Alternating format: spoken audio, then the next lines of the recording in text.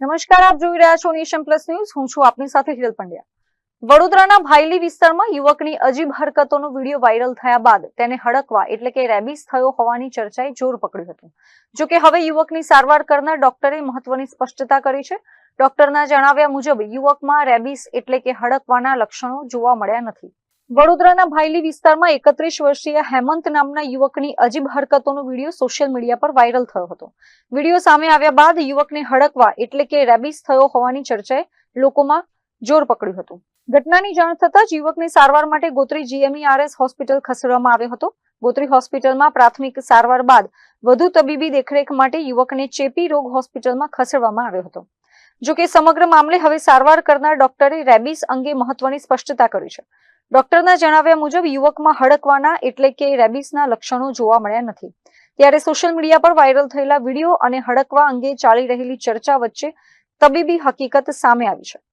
Actually ગઈકાલે રાત્રે Gotri hospital ખાતેથી એક દર્દીને આપણે ત્યાં હડકવા હોવાની માહિતી સાથે અથવા ડાયગ્નોસિસ બનાવીને એ લોકોએ આપણે ત્યાં મોકલ્યા હતા આઇસોલેશન માટે. પરંતુ ગઈકાલે આખી રાત પેશન્ટ આપણે ત્યાં રહ્યો એ દરમિયાન એનું જે ઓબ્ઝર્વેશન અમે કર્યું એમાં એના જે લક્ષણો હતા એ હડકવા જેવા નહીં લાગ્યા. એટલે પછી અમને કોઈક બીજી માનસિક બીમારી હોવાની શંકા લાગી, જેથી પેશન્ટને આજે સવારે અમે પરત ડાયગ્નોસિસના કન્ફર્મેશન માટે ગોત્રી હોસ્પિટલ મોકલી આપ્યો છે. હડકવાના શું લક્ષણો હોય છે, શું એનાથી? હડકવાનું મુખ્ય લક્ષણ એક તો પેશન્ટની હિસ્ટ્રી હોય કે પેશન્ટને ડોગ બાઇટ અથવા તો કોઈ પણ એનિમલ બાઇટ હોય અને એને રસી ના લીધી હોય, નંબર 1. નંબર 2, એને પાણી અને હવા એ બંનેનો ડર લાગે, એટલે પાણીથી એ દૂર ભાગે, હવાથી પણ એ ચમકે.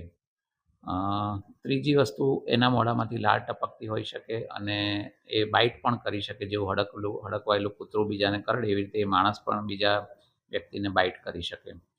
પણ આ ટાઈપના કોઈ લક્ષણ અમને ઓવરનાઇટ જે ઓબ્ઝર્વેશનમાં રહ્યો એમાં જણાયા નહીં. એટલે અમને પછી બીજી માનસિક બીમારી કોઈ હોય એવી શંકા લાગી, જેથી કરીને અમે એને પરત ગોત્રી હોસ્પિટલ ખાતે મોકલેલ છે.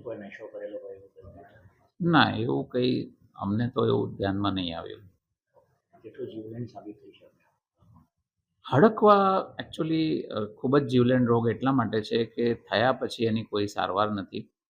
જનરલી જે આપણે પેશન્ટો જોઈએ કે હડકવાના દર્દીને 24 થી 48 કલાકમાં એનું મૃત્યુ થઈ જતું હોય.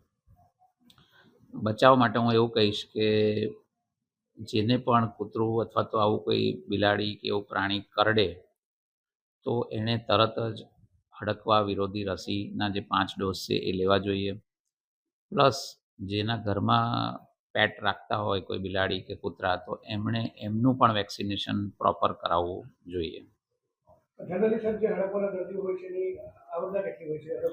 નહીં, મેં કીધું ને કે હડકવા થયા પછી 24 થી 48 કલાકમાં જનરલી એમનું મૃત્યુ થઈ જતું હોય છે. અત્રે નોંધનીય છે કે માત્ર કોઈ વ્યક્તિના અજીબ વર્તન કે વાયરલ વિડીયોના આધારે તેને રેબીઝ હોવાનું માનવું એ યોગ્ય નથી અને રેબીઝનું નિદાન તબીબી તપાસ બાદ જ થઈ શકે છે. સાથે જ કોઈ પણ વ્યક્તિને શ્વાન અથવા અન્ય પ્રાણી કરડે તો બેદરકારી ન રાખી સમયસર તબીબી સારવાર લેવી અને ડોક્ટરની સલાહ મુજબ જરૂરી રસીકરણ કરાવવું અત્યંત જરૂરી છે.